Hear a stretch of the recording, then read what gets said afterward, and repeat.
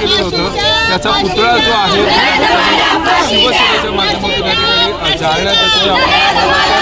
ठाण्यामध्ये खऱ्या अर्थाने एकनाथ शिंदे महिला आघाडीच्या वतीने देखील आंदोलन जे आहे ते करण्यात येतं. खरं तर हा निषेध आंदोलन आज महिला आघाडीच्या वतीने आणि नगरसेवकांच्या वतीने करण्यात येतोय. अत्यंत दुर्दैवी अशी घटना जी घडलेली आहे आणि त्याच्या निषेधार्थ आज आम्ही आंदोलन करण्यासाठी उतरलेलो आहे. ही जी विकृती आहे त्या विकृतीला कुठेतरी आपण वेळीच जर ठेचलं असतं तर अशा प्रकारच्या घटना मला असं वाटतं घडल्या नसत्या.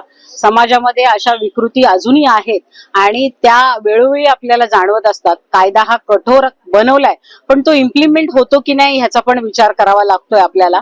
कायद्यामध्ये खूप उशिरा आपल्याला न्याय मिळतो पण ह्या अशा जर गोष्टी आपण लवकरात लवकर त्याचा न्याय देण्याचा जर प्रयत्न केला तर मला असं वाटतं की कोण पुढे असं करण्यासाठी धजावणार नाही. सगळे लोक म्हणजे घाबरतील ह्याच्या पुढे.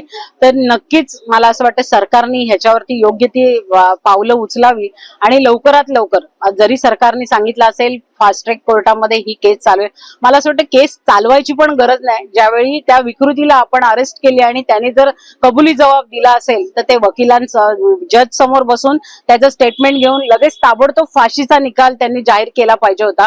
पण तरी पण आपली न्याय व्यवस्था अशी आहे की प्रत्येक गोष्टी कायद्याच्या चौकटीत राहून आपण करतो म्हणून कदाचित सरकारला पण ह्या सगळ्या गोष्टीचं पालन करावं लागतं. या मुलीवर आघात होताना नुसतं कुटुंबावर आघात नाही झाला तर संपूर्ण समाजावर संपूर्ण माणुसकीवर आघात झालेला आहे. कारण वयाची मर्यादा कुठेतरी ओलांडून अशा प्रकारे 3-4 वर्षाच्या मुलांवर पण अत्याचार होत आहेत.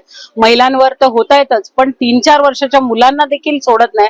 तर ह्या विकृतीला जर ह्याच्या पूर्वी पण त्या व्यक्तीवरती 2 केसेस होत्या त्याच वेळी जर त्याला ठेचलं असतं तर मला असं वाटतं की ही विकृती त्याच वेळी थांबली असती आणि ती मुलगी जी आहे ती 4 वर्षाची आज आपल्यात असती.